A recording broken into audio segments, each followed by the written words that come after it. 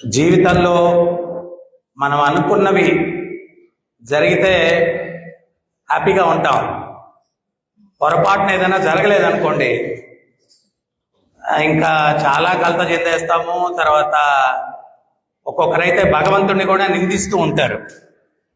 కానీ మనందరికీ అర్థం అవ్వాల్సిన ఒక సత్యం ఏంటి అంటే, మనం అనుకున్నది జరిగితే అది మనకు మంచి చేస్తుందా చెడు చేస్తుందా అనేటువంటి అవగాహన మనకు లేదు. సో ఒక్కోసారి చాలామంది ట్రైన్ మిస్ అయిపోతారు. ట్రైన్ మిస్ అయితే బయట అయిపోయింది అది ఇది అని చాలా అప్సెట్ అవుతారు. ఉదయంతో వాళ్ళు నిద్రలేయంగానే హెడ్లైన్స్లో ఉంటుంది ఆ ట్రైన్ యాక్సిడెంట్ అయిందని చెప్పి. సో మళ్ళీ అబ్బా దేవుడు కాపాడాడు. రాత్రేమో నిందించేశారు, ఉదయంతో ఆ న్యూస్ చూసిన తర్వాత దేవుడు కాపాడాడు. ఒక్కటి మనం అర్థం చేసుకోవాలా, భాగవతం ఏం చెప్తుంది అంటే, నిజమైన భక్తి అంటే ఏంటి అంటే, మంచి జరిగినా చెడు జరిగినా అది భగవంతుని యొక్క ఆశీర్వచనం అని చెప్పి ఎవడైతే అనుకుంటాడో వాడే నిజమైనటువంటి భక్తుడు. ఎందువల్లంటే భగవంతుడిని నిందించడు భక్తుడు ఎప్పుడు కూడా. భగవంతుడిని నిందించడు భక్తుడు ఎప్పుడు కూడా. ఒకసారి ఒక నదిలో పడవలో కొంతమంది ప్రయాణం చేసిపోతున్నారంట. పోతూ ఉంటే వాళ్ళలో ఒక భక్తుడు కూడా కూర్చొని ఉన్నాడు. అయితే అతను భక్తుడని మిగిలిన వాళ్ళకి తెలియదు. కొంత దూరం వెళ్ళిన తర్వాత నావికుడు అన్నాడంట, పడవ మునిగిపోద్ది అన్నాడంట. నీళ్లు పడవలోకి వస్తా ఉన్నాయి. అప్పుడు ఈ భక్తుడు ఏం చేశాడంటే, ఆయన దగ్గర కమండలమో ఏదో ఉంటే ఆ నదిలో నీళ్లు తీసి పడవలో పోస్తున్నాడంట. కొంత దూరం వెళ్ళిన తర్వాత మళ్ళీ నావికుడు అన్నాడంట, అపాయం పోయింది, పడవే మునగదు అన్నాడంట. అప్పుడు ఈ భక్తుడు ఏం చేశాడంటే పడవలో ఉండే నీళ్లు తీసి బయట పోస్తున్నాడంట. ఆ కూర్చున్న వాళ్ళకి ఏం అర్థం కాలేదు. మునిగిపోద్ది అంటే నీళ్లు పోస్తున్నాడు బయట నుంచి, లేదు తేలుద్ది అంటే లోపల ఉండేటి తీసి బయట పోస్తున్నాడు. ఏంటయ్యా నీ కథ, అసలు ఏంటి, నువ్వు అర్థం కావట్లేదు అన్నాడంట. అప్పుడు ఆ భక్తుడు అన్నాడంట, మునిగిపోద్ది అంటే భగవంతుడి నిర్ణయం. సో ఆ భగవంతుడి నిర్ణయానికి నేను సహాయం చేయాలా అని చెప్పి బయట నదిలో నీళ్లు తీసి పడవలో పోస్తా ఉన్నాను. మళ్ళా తేలుద్ది అన్నాడు నావికుడు, అది కూడా భగవత్ నిర్ణయం. మరి తేలాలా అంటే పడవలో ఉండే నీళ్లు బయట పోసేయాలి కదా, భగవత్ నిర్ణయాన్ని నేను అనుసరించాలి కదా, అందుకని చెప్పి పడవలో ఉండే నీళ్లు తీసి బయట పోస్తా ఉన్నాను. అంటే ఈ సందేశము మనకు ఎంతో శాంతినిస్తుంది. భగవద్గీతలో కూడా భగవంతుడు ఒక విషయాన్ని చెప్తాడు, నీ కర్తవ్యాన్ని నువ్వు చేయి, ఫలితం ఆశించద్దు అంటాడు. ఎందువల్ల ఫలితాన్ని ఆశించద్దు అంటే, ఆశిస్తే మనం కలత చెందుతాం. ఇప్పుడు మనం చేసుకున్నటువంటి కర్మ ప్రకారము ఆ కర్మ మాత్రమే చేయాలి, ఫలితం పొందేటట్టుగా లేదు. అటువంటిప్పుడు ఫలితాన్ని ఆశించినప్పుడు ఏమవుతుంది అంటే మానసికంగా మనం కలత చెందుతాము. అందుకని జీవితంలో ఏం జరిగినా కానీ ఆధ్యాత్మికత ఆ అవగాహనని మనకు కల్పిస్తుంది అన్నమాట. ఎటువంటి పరిస్థితుల్లో కూడా స్థితప్రజ్ఞుడవై ఉండేటట్టుగా ఆధ్యాత్మిక జ్ఞానం మనకు సహాయపడుతుంది. ఈరోజు ఆధ్యాత్మిక జ్ఞానం అంటే కేవలం మనం ఏమనుకుంటామంటే, జస్ట్ ఏదన్నా డబ్బులు వచ్చేది, లాటరీ తగిలేది, ఇటువంటివి జరిగితేనే ఆధ్యాత్మిక చింతన అనుకుంటారు. ఆధ్యాత్మిక చింతన అంటే అవగాహన అంటే ఏది ఎందుకు జరుగుతూ ఉంది, భగవంతుడు నిజంగా మనకు కరుణామూర్తి అయినటువంటి తండ్రి, ఆయన యొక్క హృదయాన్ని అర్థం చేసుకునేదానికి ఆధ్యాత్మిక చింతన మనకు దోహదపడుతుంది అన్నమాట.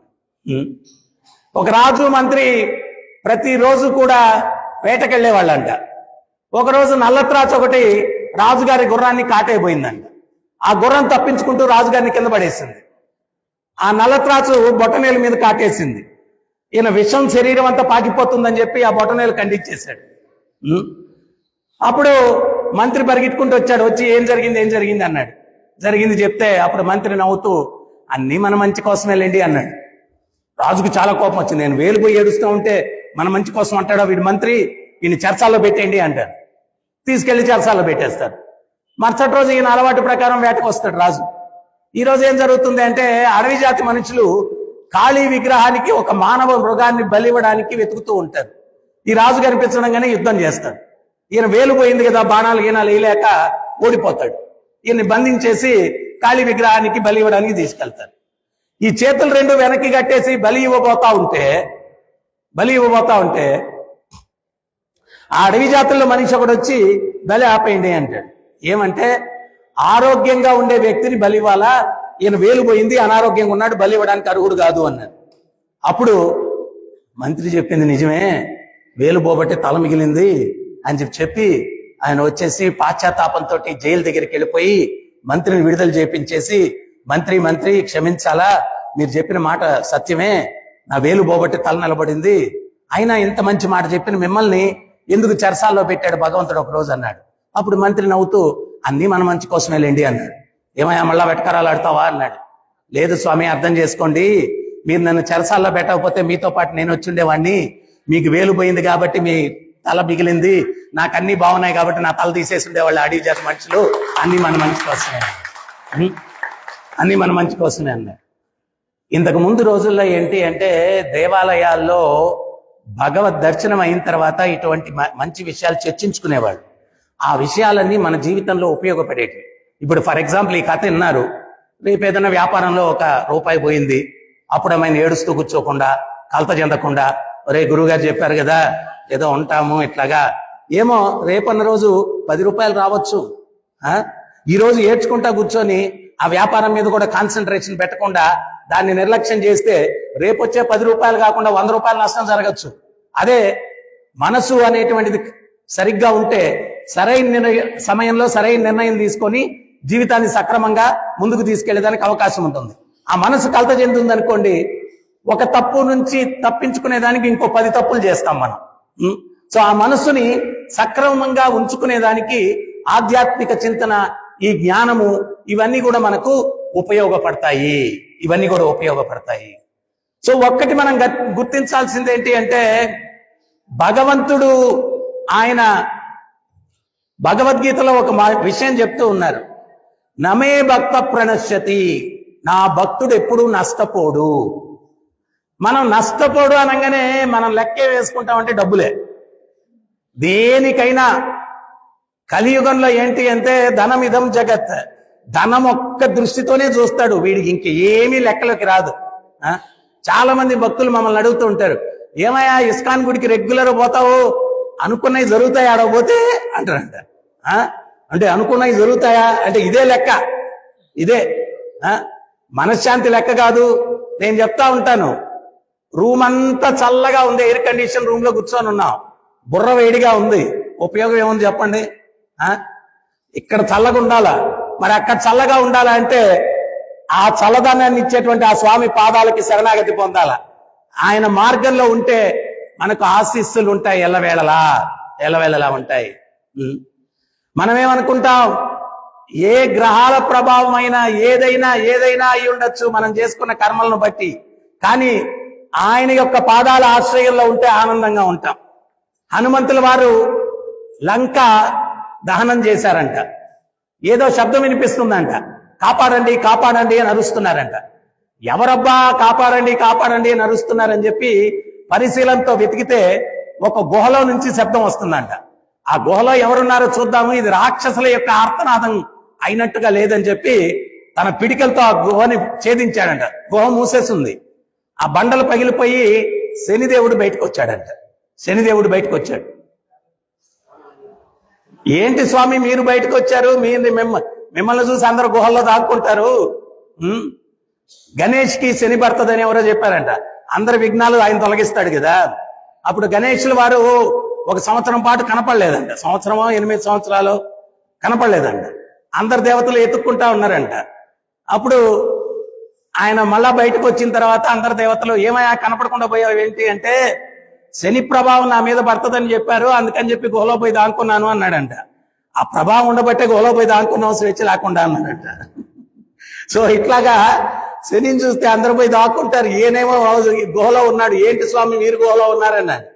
అంటే అప్పుడు చెప్పాడు, ఈ యొక్క రావణాసురుడు ఏం చేశాడంటే, తన కుమారుడు ఇంద్రజిత్తు పుట్టే సమయంలో గ్రహాలన్నీ సరైన కక్షలో ఉంటే వాడు పుట్టే సమయంలో వాడి యశస్సు భవిష్యత్తు బాగుంటుందని చెప్పి ఈ గ్రహాలందరినీ బోళబనుకోబెట్టి కాలుతో తొక్కిపెట్టున్నాడంట.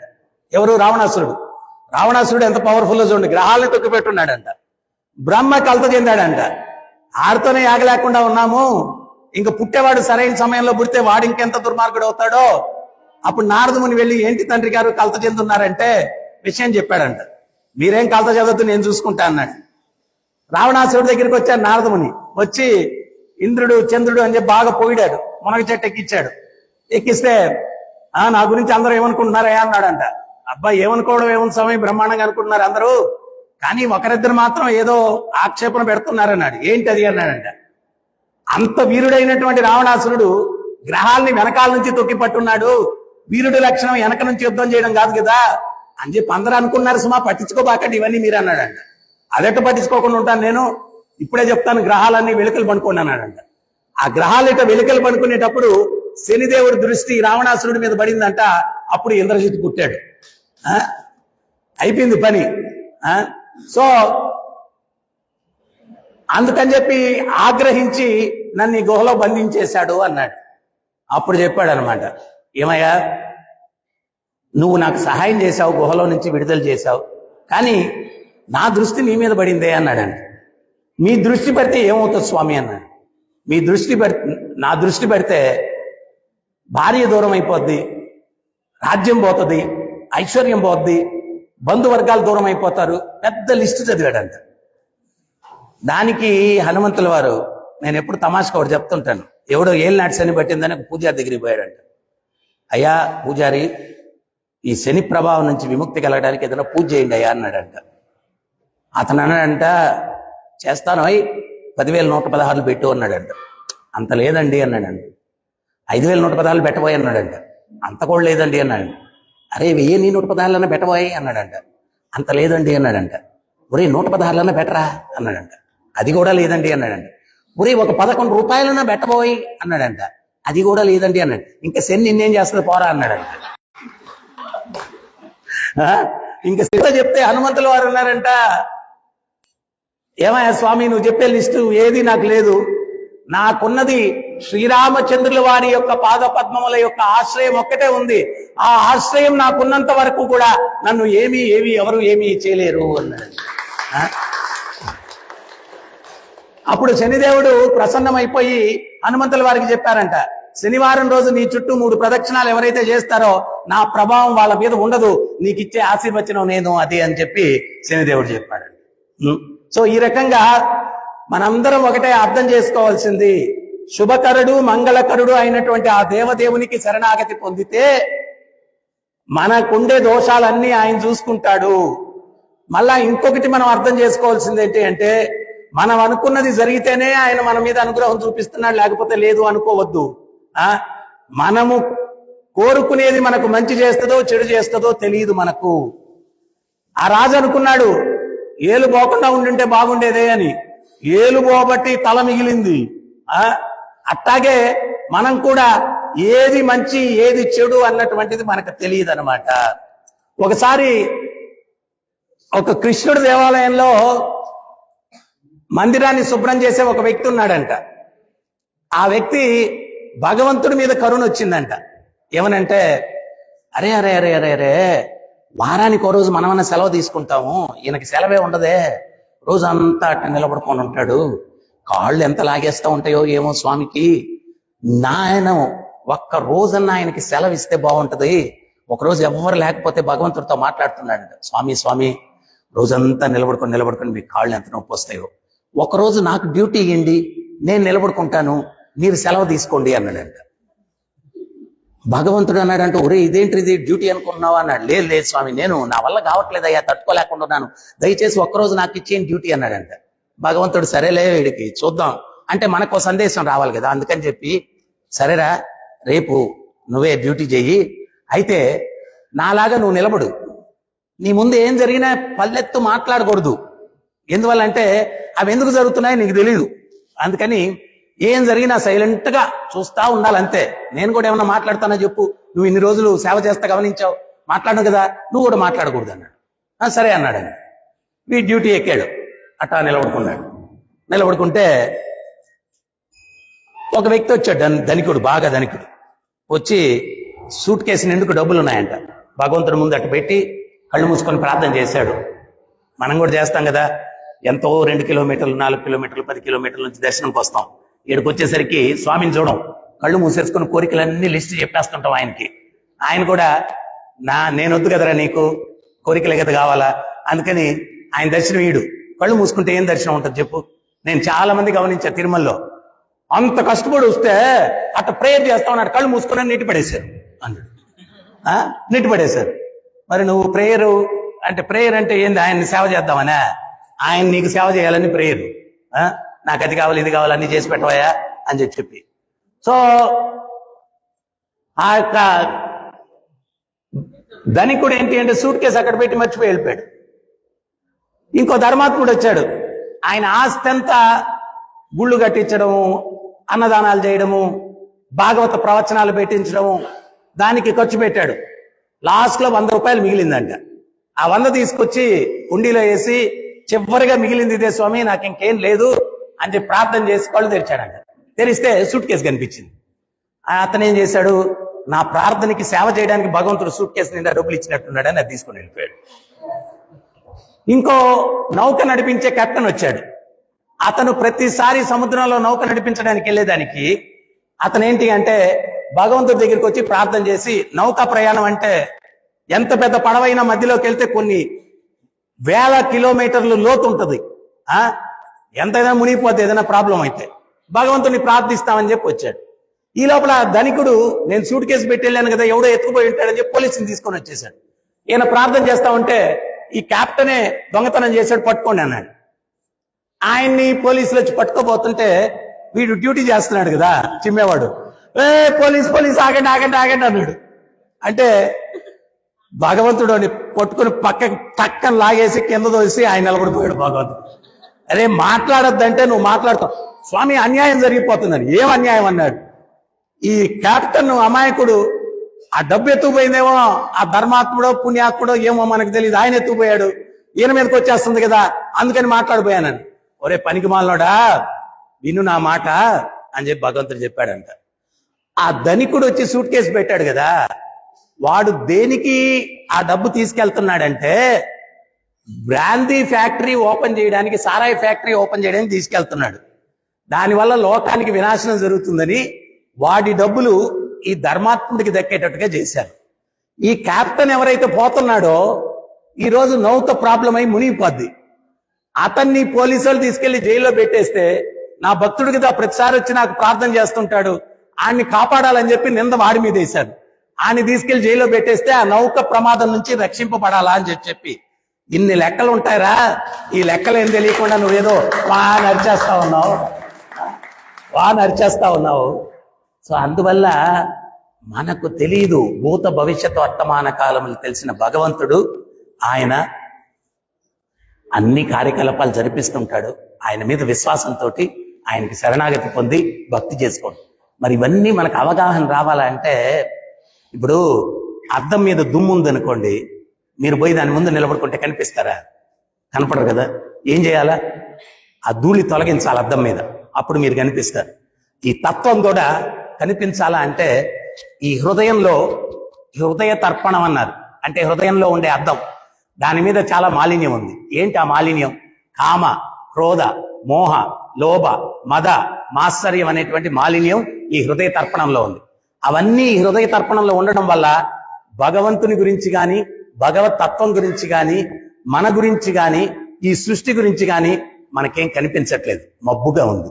ఆ హృదయంలో ఉన్నటువంటి మాలిన్యం పోవాలంటే కలియుగంలో మనం చేయాల్సిన సాధన ఏంటి అంటే కృతేయ ధ్యాయతో విష్ణుం. కృతయుగంలో తపస్సులు, త్రేతాయ యజతోమకై, త్రేతాయుగంలో యజ్ఞ యాగాదులు, ద్వాపరే పరిచర్యస్య, ద్వాపర యుగంలో విగ్రహారాధన, కలో తత్ హరికీర్తన.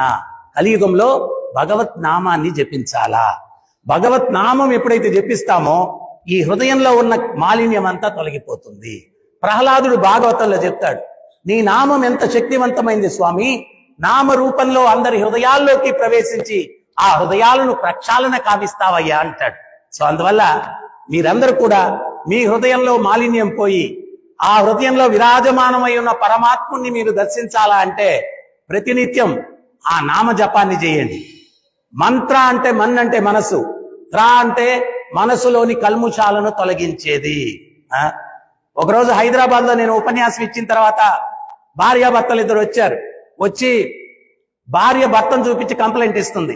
ఈయన పనుకుంటాడు కానీ నిద్రపోడు స్వామి, అటు ఇటు దొలుతూ అంటుంటాడు అన్న. ఇదే మ్యూజిక్ అయ్యా బాబు అన్నాను నేను.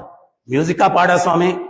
రోజంతా వ్యాపారంలో వచ్చే ప్రాబ్లమ్స్ అన్ని గుర్తొస్తాయి పనుకుంటే, నిద్ర ఎక్కడ పడుతుంది, అందుకని అని చెప్పి అటు ఇటు దొలుతూ ఉంటాను. అప్పుడు నాకు ఒక విషయం గుర్తొచ్చింది. పురంధరదాస్ చెప్తాడు, నరజన్మ బందాగ నాలిగే ఇరుబాగ కృష్ణాన భారదే. నరుడి జన్మం ఎత్తిన తర్వాత నాలుకన్న దున్న తర్వాత కృష్ణ అని ఎందుకు అనకూడదు?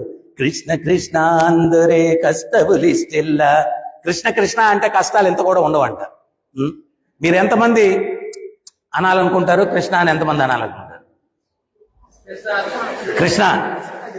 వద్దు కదా, ఈ మ్యూజిక్ వద్దు కదా. ఈ మ్యూజిక్ వద్దు అంటే ప్రతి ఒక్కరు రోజు కూడా హరే కృష్ణ హరే కృష్ణ కృష్ణ కృష్ణ హరే హరే హరే రామ హరే రామ రామ రామ హరే హరే. ఇంకొక ముఖ్యమైన విషయం చెప్తాను మీకు. మీ ఆరోగ్యాలు బాగుండాలని కోరుకుంటారు అందరూ. ఎంతమంది కోరుకుంటారు? అందరూ కోరుకుంటారు కదా. ఈ మధ్య వరల్డ్ సైన్స్ ఆర్గనైజేషన్ ఒక డిక్లేర్ చేసింది. ఏం చెప్పింది అంటే, రోజుకి 70 చప్పట్లు ఎవరైతే కొడతారో వాళ్ళకి ఆరోగ్యం బాగుంటుందంట. ప్రత్యేకించి గుండె జబ్బులు రావంట 70 చప్పట్లు కొడితే. మన పూర్వీకులందరూ సాయంత్రం అయితే టీవీలు గీవీలు లేవు అప్పట్లో. గుడికి వెళ్తే భజన జరుగుతూ ఉండేది. ఆ భజనలో పాల్గొని 70 చప్పట్లు కొట్టేవాళ్ళు. 70 కన్నా ఎక్కువ కొట్టబాకండి, ఎక్కువ ఆరోగ్యం అయితే మళ్ళీ ప్రాబ్లం. కరెక్ట్ గా లెక్క పెట్టుకుని 70 కొట్టండి. మరి ఊరికినే చప్పట్లు కొడితే ఎందుకు? స్వామి కార్యం స్వకార్యం రెండు అవనండి. అందుకని చెప్పి రోజు ఈ మంత్రం ఒకటి నేర్చుకోండి. హరే కృష్ణ కృష్ణ కృష్ణ హరే హరే హరే రామ రామ రామ హరే హరే.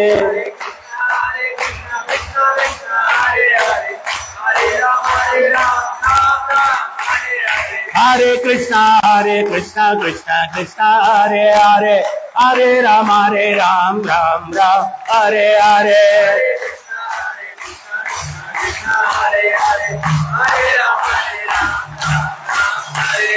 హరే కృష్ణ కృష్ణ కృష్ణ హరే హరే హరే రామ రామ రామ హరే హరే.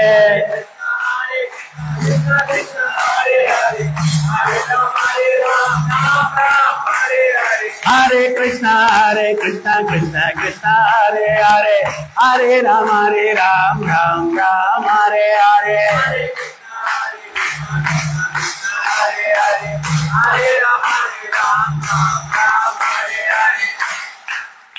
ఒకసారి హైదరాబాద్ మందిరానికి నేను ఇస్కాన్కి అధ్యక్షుడిగా ఒక 4 సంవత్సరాలు ఉన్నాను. అక్కడ మార్నింగ్ జపం చేసుకుంటూ గురువు గారు వస్తే పబ్లిక్ గార్డెన్స్కి వెళ్ళాం. అక్కడ అందరూ రౌండ్ గా నిలబడుకొని చేతులన్నీ పైకెత్తి అని చెప్పి లాఫింగ్ క్లబ్ అంటది. అట్లా ఆర్టిఫిషియల్ గా అంటే ఏమి రాదు. ఇటువంటి మంచి తత్వం విన్నప్పుడు మీరు నవ్వారు కదా. ఇప్పుడు నేను ప్రవచనం చెప్తా ఉంటే మంచి మంచి పాయింట్స్ వస్తే దానివల్ల ఆరోగ్యం వస్తుంది. కానీ ఊరికి నిలబడుకొని అంటే రాదు. ఇక్కడ రిలీఫ్ ఉండాలా. ఇక్కడ రిలీఫ్ వచ్చి ఇక్కడ వచ్చే నవ్వుకి ఆనందం ఉంటది. ఈ తత్వం వినడం వల్ల ఏమైందంటే మీ మనసు అంతా ఫ్రీ అయిపోయింది. టెన్షన్స్ అన్ని పోయినాయి. అప్పుడు ఆనందం వచ్చింది. సో అట్లాంటి ఆనందం వల్ల ఆరోగ్యం వస్తుంది. కానీ ఆర్టిఫిషియల్ గా రౌండ్ గా నిలబడుకొని వాళ్ళకి ఆరోగ్యం వస్తుందో రాదో కానీ వాళ్ళు చేసే చేష్టలు చేస్తే మనకు నిజమైన నవ్వు వస్తుంది, మనకు ఆరోగ్యం వస్తుంది. చూసే వాళ్ళకి వస్తో రాదో తెలియదు. సో ముఖ్యంగా ఇక్కడ ఏంటి అంటే ఆధ్యాత్మికత అన్ని రకాలుగా మనిషిని సక్రమైనటువంటి మార్గంలోకి తీసుకుని వెళ్తుంది అనమాట. లాస్ట్ గా ఒక విషయం చెప్పి ముగిచ్చేస్తాను. ఈరోజు కొంచెం ఎక్కువైంది డోస్ మీకు. ఒక గురువు గారి దగ్గరికి శిష్యుడు వచ్చాడంట. వచ్చి, గురువు గారు ధర్మం గురించి ప్రచారం చేయమని చెప్తున్నారు మీరు, కానీ ఎవరి దగ్గరికి ధర్మం చెప్పడానికి వెళ్ళినా కానీ ఎవడు వినట్లేదు. పాదచారుల నుంచి టెక్నాలజీ అంతరిక్షం దాకా పెరిగింది, ఇంకా ధర్మం గిర్మం ఏంటా అని చెప్పి ఎవరు వినట్లేదు. వాళ్ళకి ఎట్ట చెప్పాలా అన్నాడు. అప్పుడు గురువు గారు ఉపన్యాసానికి మధ్యలో నీళ్లు తాగడానికి ఒక గ్లాసులో నీళ్లు పెట్టినారంట. ఆయన గ్లాస్ ఎత్తి పట్టుకొని, అరే నేను ఈ గ్లాస్ 10 నిమిషాలు ఎత్తి పట్టుకుంటే ఏమవుతుంది అన్నాడు. ఏం కాదు గురువుగారు, గంట పట్టుకుంటే చెయ్యి లాగేస్తుంది, రోజంతా పట్టుకుంటే చెయ్యి ప్యారలైజ్ అయిపోద్ది అన్నాడు. కింద పెట్టేస్తే హ్యాపీగా ఉంటారన్నాడు.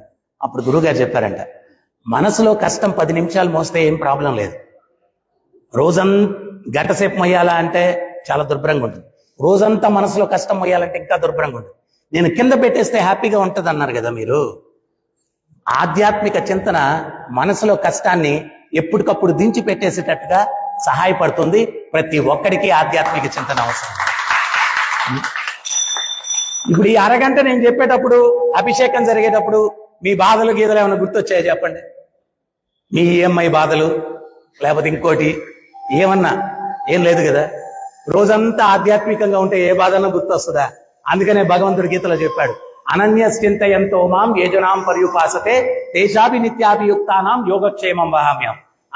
అన్ని చింతలు విడిచిపెట్టి నా చింతనలో మీరుంటే మీ యోగక్షేమాలు నేను చూసుకుంటాను. మీరు కూడా ఎప్పుడన్నా మనసులో కలితొస్తే ఏం చేయాలా? హరే కృష్ణ హరే కృష్ణ కృష్ణ కృష్ణ హరే హరే హరే రామ హరే రామ రామ రామ హరే హరే. ఇది షౌడశక నామ్నాం కలికల్ముచనాశనం నాతరో పరతరోపాయ సర్వ వేదేషు దుచ్చతి. ఈ 16 పదాలైన భగవంతుడు ఎవరైతే జపిస్తారో కలి కల్ముచనాశనం, కలికాలంలోని కల్ముషాలన్నీ నాశనం అవుతాయి. నాతరో పరతరోపాయ సర్వ వేదేషు దుచ్చతి. వేదాలు మొదటి నుంచి చివరి దాకా తిరగవేసిన ఇంతకు మించిన తరుణోపాయం ఇంకోటి లేదు. దురదృష్టం ఏంటో ఒక విషయం చెప్పమంటారా? ఉచితంగా ఇచ్చాను కదా మంత్రం, అందుకని మీరు ఎవరు చేయరు. అదే ఎవడన్నా పూజకు 10,000 అవుద్ది, ఆ సమస్యకు 20,000 అవుద్ది, ఈ సమస్యకు 1,00,000 రూపాయలు అవుద్ది, క్యూ కట్టేస్తారు. కానీ అవేవి జరగవు. ఈ మంత్రం చేయండి, అన్ని మిరాకల్స్ జరుగుతాయి మీ జీవితంలో. హరే కృష్ణ. జపించండి, ఆనందించండి, ధరించండి. హరే కృష్ణ.